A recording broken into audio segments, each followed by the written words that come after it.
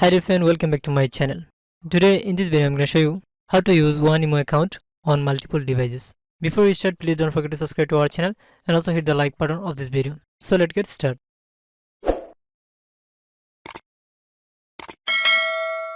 First of all, open your imo application from your Android device. Then click on the profile icon at the top left corner. From here go to settings, then go to manage devices.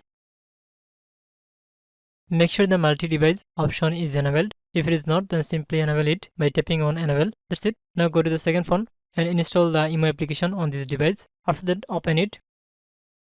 Here tap on allow. Then type the same imo number. Click on the tick icon. Then click on OK. Then click on allow. Now you will get a verification code on your primary account. So go to your primary device and click on view verification code. Enter this code on your second phone to verify. Then click on allow. Now as you can see, this imo account has been successfully logged into my second phone. So friend, if you found this video helpful, please don't forget to subscribe to our channel and also hit the like button of this video. Thanks for watching this video.